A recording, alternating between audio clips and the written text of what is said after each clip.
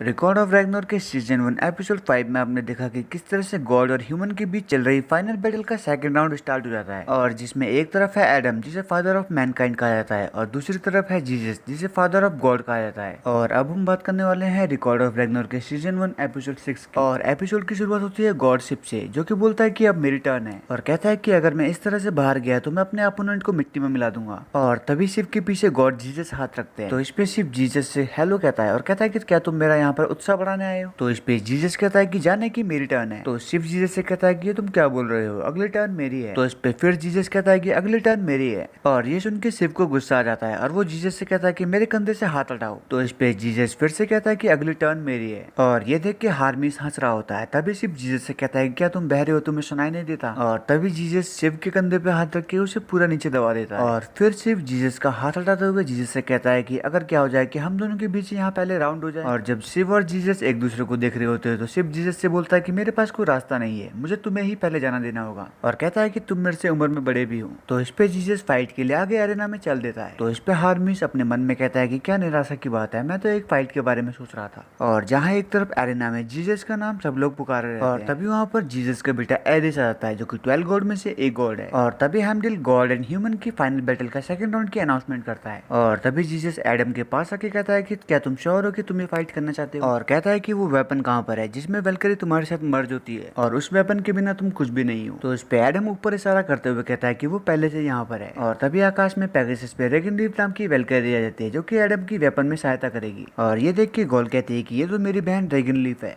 और तभी रेगनलीफ एडम के साथ मिलकर उसका वेपन बन जाती है, जिसे कि बोल्डर कहते हैं। और एडम का वेपन होता है नकल डस्टर।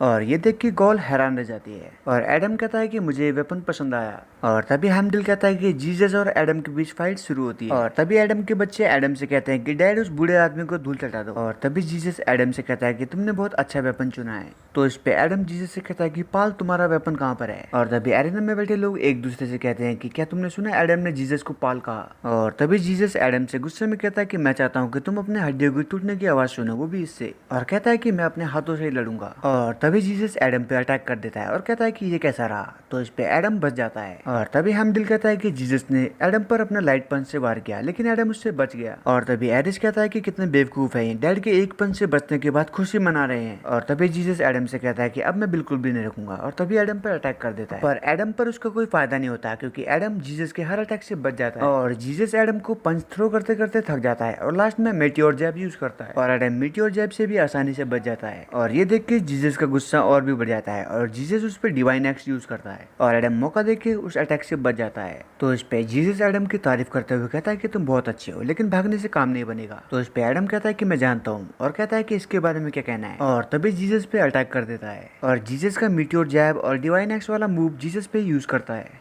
और ये देख के एरिस के होश उड़ जाते हैं और कहता है कि एक ह्यूमन ऐसा कैसे कर सकता है। और ये देख के हेमडिल कहता है कि एडम जिसने जीसस के अभी तक के सारे पंचों को रोका और जीसस को एक क्लीन हिट दिया। और तभी गॉल बर्न हेड से कहती है कि ये एडम अमेजिंग है, मैंने सोचा भी नहीं था कि ऐसा होगा। और तभी बर्न हेड गॉल को समझाते हुए कहते हैं कि एडम को फादर ऑफ मैनकाइंड इसलिए कहा जाता है क्योंकि एडम गॉड की ही कॉपी है, और इसीलिए एडम किसी भी गॉड की पावर को और टेक्निक को आराम से कॉपी कर सकता है, जैसे कि उसने अभी किया। और यही एडम की ट्रू पावर है, जिसे डिवाइन रिफ्लेक्शन कहा जाता है। और जीसस एडम से कहता है कि मुझे तुम बहुत पसंद आए, क्योंकि मुझे इतने सालों में आज तक कभी मजा नहीं आया। और तभी जीसस अपना नया मूव यूज करते हुए एडम से कहता है कि इसके बारे में क्या कहना है। और ये देख के एरिस हार्मिस से कहता है कि क्या डैड ये फाइट किक मारकर खत्म करना चाहते हैं। और जैसे ही जीसस अपना अटैक एडम पर करने जा रहा होता है तो एडम उस अटैक से दोबारा बच जाता है, और ये देखकर जीसस हैरान रह जाता है। और थोड़ी देर बाद एडम जीसस के उसी अटैक की कॉपी करके जीसस पे वो अटैक कर देता है, जिससे कि जीसस दूर जाके गिरता है। और इस पे एडम कहता है कि ईमानदारी से बताओ तो मैं ये करना नहीं चाहता, लेकिन ये एक कॉम्पिटिशन है। और ये सुन के जीसस गुस्से में उठता है और एडम से कहता है कि ये सुन के अच्छा लगा, और कहता है कि मैं बहुत खुश हूँ और मैं अपने आप को बड़ी मुश्किल से संभाल पा रहा हूँ। और एडम से बोलता है कि देखते हैं कि तुम ये भी कॉपी कर पाते हो कि नहीं। तो इस पे हार्मिस कहता है कि ये टेक्निक वो इंसानों पे यूज कर रहा है जो उसने अपने फादर पे की थी, और इस टेक्निक की खोज तब की गई थी जब यूनिवर्स में ये डिसाइड किया जा रहा था कि इस यूनिवर्स का सबसे शक्तिशाली गॉड कौन है। जब यंग जीसस ने अपने फादर क्रोनोस को हराया था, जो कि कॉस्मोस में सबसे शक्तिशाली था, और उस समय जीसस ने हर मैच जीता था बिना किसी हिट के। और तभी उसने अपने फादर क्रोनोस का सबसे शक्तिशाली पंच खाया, और यही वो पंच है जो जीसस ने अपने फादर से सीखा था और इसमें मास्टर्ड हो गया। ऐसा पंच जो समय को भी सरपास कर दे। और यही वो पंच है जो जीसस एडम पर यूज करने जा रहा है। और तभी एडम उस पंच से बच जाता है और डिवाइन रिफ्लेक्शन की मदद से वही पंच जीसस पे यूज करता है। और एडम का ये पंच खाने के बाद जीसस नीचे गिर जाता है और एडम जीसस को इस टेक्निक के लिए थैंक्स बोलता है। और ये देख के हेमदिल कहता है कि ये क्या हुआ। और अदर गॉल्स के चेहरे देख के ऐसा लग रहा है कि वो समझ नहीं पा रहे कि यहाँ पर हुआ क्या। और ये देख के गॉल और बर्नहेड भी पहले शॉक हो जाते हैं लेकिन बाद में खुश होते हैं। और यही खत्म होता है द गॉड ऑफ रैग्नारॉक का सीजन 1 एपिसोड 6। तब तक के लिए बाय, टेक केयर।